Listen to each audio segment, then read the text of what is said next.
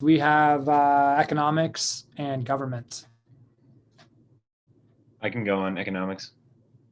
Cool. Brooks. So our challenge essentially was we wanted to figure out how to integrate affordable and applicable water systems into new developments. So essentially into new construction. So we narrowed this down to essentially we wanted to apply two systems that we kind of called our two beavers, because we have no idea what our two systems are that we want to apply. So that is part of our ask. But we want to use two systems that we can add to new development or new construction that uses efficient water practices. So to apply that, my development company, actually, we have two projects starting in the spring and summer, of which we, or my team, would be willing to actually test out these two beavers, these two prototypes. Obviously, they would have to meet criteria of being affordable, being practical, and being useful. Then it seems that we would sort of take that prototype, see how it works over a year of time, and then we would need to evaluate our test. So we would need to share our findings and continue to explore where we can improve them and such. And then that kind of comes with two asks. So one, we need to figure out, maybe there's someone on this call who would know how to evaluate our new water systems. Whether it's, I think we talked about a water quality department that's in the Gallatin Valley, or someone that could, evaluate whether these systems are worth using. And if they are worth using, we would then to hope that other developers and other new construction would implement these new systems. So to wrap that up, our two asks are, how can we evaluate these systems that we implement? And does anyone on this call know of two systems that can be added to new construction? And, they need to be something that's practical and probably not radical. Something that I personally could go to my general contractor and, not get yelled at for asking to put in this new system. So that is our ask. Thank you. Let's get a few others in the group to kind of hone in on this a little bit more.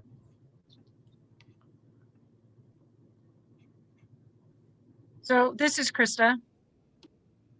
And so essentially, and we called them the two beavers because we're not experts on what systems are the most efficient and which ones are actually doable. But the idea was to have these systems that were more water efficient, like say low flow toilets, whatever. Brooks would implement each of these solutions, in which I thought was awesome. He volunteered to do that in his projects, by the way, because that's cool. He would implement those. We'd come back a year later, analyze the efficacy and the efficiency of doing so. And if it did work, and learn from it, right? Maybe adjust, do whatever we need to do, and then have this as a prototype that then can be distributed to other developments and developers and et cetera, to hopefully accomplish more widespread implementation in the Gallatin.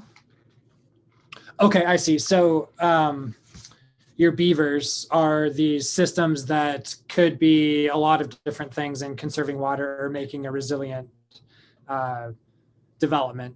And so with that, Brooks is offering his project to implement all these ideas and also create in a year or certain amount of time the results from it to offer other developments on the results.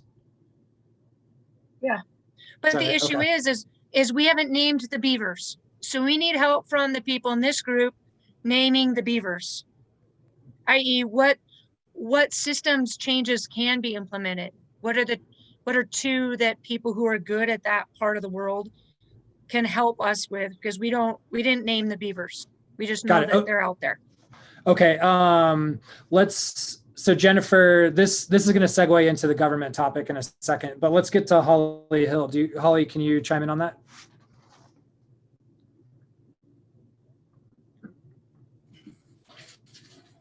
Sorry, chime in on the beaver thing? Or the my recent comment? Yeah, your recent comments to kind of hop on with Brooks and Krista. Oh, sure. Well, I was just, I guess, more directly to Brooks, just wondering if they connected with the task force about the possibility of using purple pipe. I saw a thumbs up, which might have meant yes from Brooks. I think or maybe not. That was a coincidental thumbs up to something else, but no, I have not connected with them about this, but I would happily be. I know some people that work there, so yes, that would be something great if Holly, if you could connect me with or get that conversation going. Sure, yeah, happy to. And Tate, can we ask questions of the group or is that for later? Yeah, no, it's right now. Yep. Super, thanks. Brooks, Krista, perhaps, and I, when I heard beaver, my head went different directions. But anyway, the purple pipe and did you look also at outside of irrigation, right? And using existing water rights, canal rights, and how that could help as far as the consumed amount of water during a development using existing water. Was that part of that discussion? So we did talk about that, and Brooks, throat punch me virtually if you need to, but we did talk about that. But Brooks brought up a really legit point, and that is that whatever we create, best case scenario would be something that could be implemented across the board. And so Walt's idea, so other people understand, is that if you put a development onto land that was historically irrigated, you use that existing ag irrigation water to irrigate your the new lawns. But in our group, we had the conversation that not all developments are going to occur on a piece of property that has an existing water right or an existing irrigation right. And so the goal with these systems was something that's repeatable on a large scale basis across all developments, regardless of where they're at.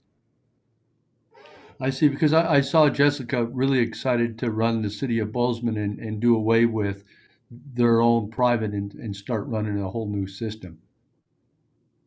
No, that makes good sense. Another thing I'm thinking, because the purple pipe system, that would be awesome, but it, like you mentioned, it's not something you're going to be able to do with every development going forward. What if you just did something really simple and just got the most high efficiency indoor fixtures, everything from water heaters to toilets, and just tried that? I think, like, in terms of cost effectiveness, my gut tells me that would probably pencil out. And it's relatively simple, and you could even maybe just take the same approach with outdoor, like you mentioned, Brooks, having an efficient irrigation system, and things like that. Yeah, no, that's extremely helpful. That's the kind of thing that we're looking for, something that is applicable, like something that's doable, like on a necessarily short-term basis, something that doesn't change your engineering, something that I can do. And I think that's a great point. I think that's something I could utilize. So I'm happy to talk more about that.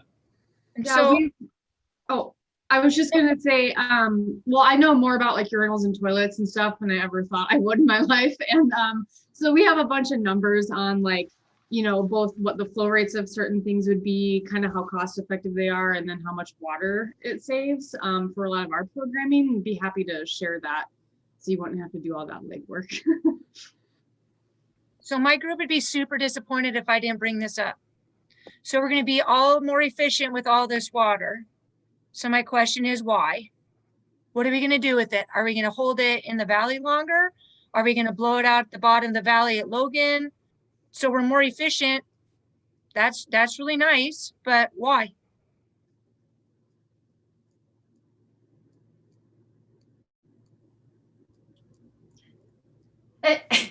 And so just to back up Krista, so part of our prototype is everything that Brooke said, and then with the idea that, like, in a year or so, we would have some kind of platform, maybe with one of the conservation districts that could support it, that we're able to share our findings and continue a conversation much like this. And Krista's point about why is that we need to keep coming back to that question as we're evaluating and moving forward. And then just one last thing, I had asked the group to share just kind of a flavor of the lab for folks too. And Krista, I thought you had just kind of an interesting point. I don't know if you want to share. So for those of you that know me, you'll be surprised that I talked a lot. Anyway, no, so it was interesting and it was good for me because I usually work with egg producers and I work diligently to protect their water rights. And often I'm on the opposite side of issues from the development community.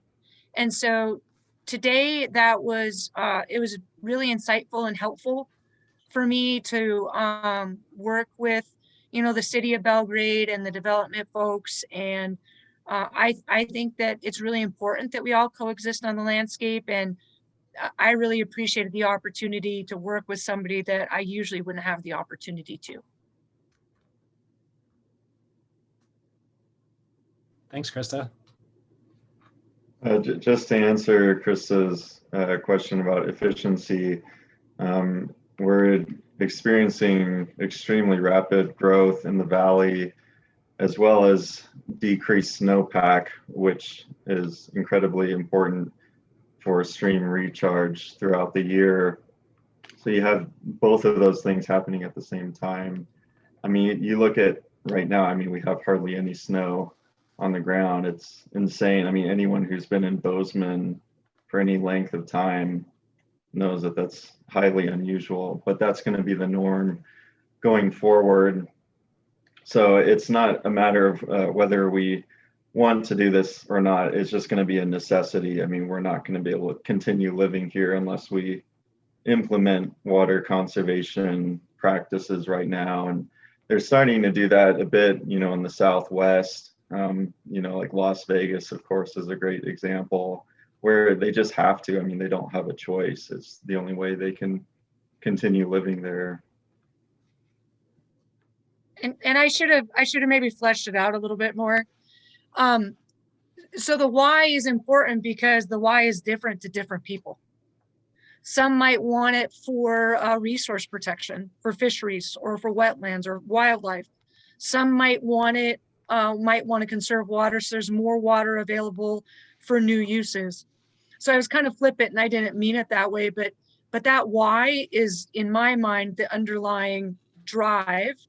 And unless everybody has the same why, I worry that if we don't talk about the why at the front end, we're all coming at it from a different angle, which isn't necessarily a bad thing, but there might be frustrations because people don't see the end result or moving towards a result that they have preconceived in their head. So my why question is just that, is it's different for every person. I loved your why question. When you asked it, the hairs on my back kind of spiked up when you said it. I love it. And Tate, I know you would, and Krista, I'm glad you came out of your shell. That is good. I know you've struggled with that. But I do think, right, that the why is very important, and we are going to have different ideas on the why. But we need to come to grips with that and understand that that's okay and start moving this. If we're going to go further with this dialogue, we need to accept the different whys, but how we can build on that and show that we're all in this together. And just because I may be more partial to ag than, I don't know who, I'll pick on somebody, Holly's up canyon water, and watching it go down, we may have a different opinion, but it doesn't make anybody's opinion a little different. So, or at least more weighted. So I think what you've done here, Tate, and the group is very valuable in letting us share our whys, and that they don't have to be unified. Thanks, Walt, for your insight and being here. Jason, we're going to move to the next lab, but Jason, you, I think, want to say something and then we'll move on. Oh, yeah, I guess I clicked myself off mute. I was just going to make the observation, I guess, that what